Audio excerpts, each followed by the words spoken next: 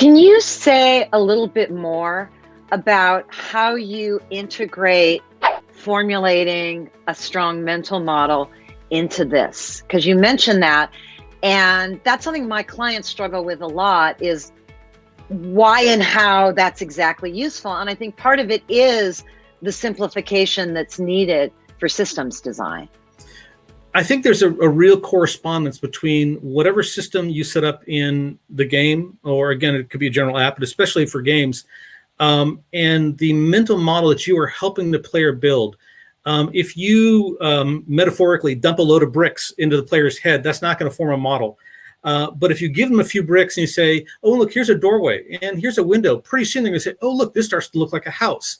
And a house is not just a pile of bricks. It is a pile of bricks with a model, with a structure. So a lot of what we try and do with games, and why onboarding for any product, again, but for games in particular, is so crucial, is because you're taking the player from the point where they know nothing about what they're doing and what their goals need to be, or how they need to act in this game world. And you give them little bits of comprehensible feedback to the point that they can incorporate them, begin to build a mental model out of them, and then test them in the game. And again, one of the key things we see that goes wrong sometimes is someone will test something out saying, oh, I'm going to try this. And what they get back is not at all the feedback they expect. A little bit of surprise is a good thing if it, again, helps them learn something. But if it's completely contrary, or if it is contradictory to what they've learned before, that harms their mental model, harms their comprehension of what they're doing, and makes it less likely they're going to continue using the game or the app. So this is, the more comprehensible your internal systems model is in your game, and the more that maps directly to the player's mental model, the better off you are. And this again argues for having a clear understanding as you're making the game, rather than just kind of throwing things, throwing a bunch of bricks into a pot and hoping that a house pops out, because that almost never happens. So can you give us a concrete example of that? Would like the battle resources loop be an example of that? Sure. You can look at any game that is successful or not successful and really point out systemic, wins or systemic problems. Here's a classic one. There is a monster that you have to fight in the game to get past the next door, to get to the next level or whatever.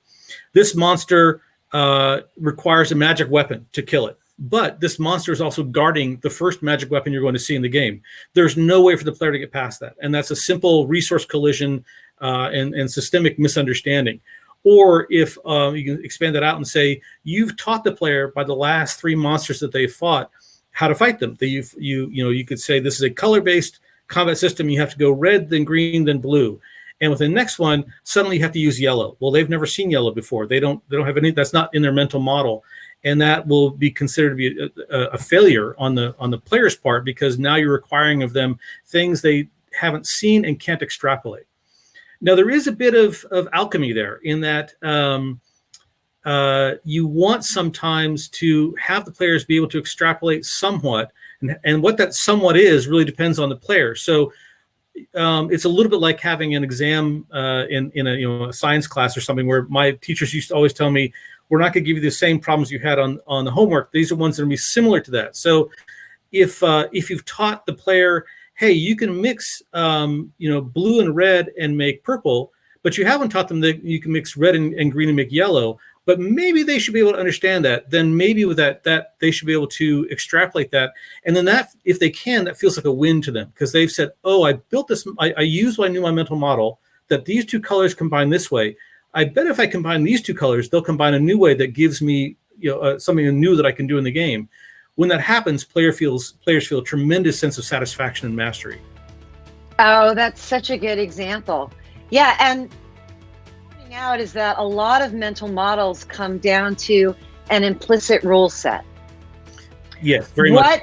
It's what do I know from interacting in this world that I could use to make assumptions about what the right thing to do is and how to behave.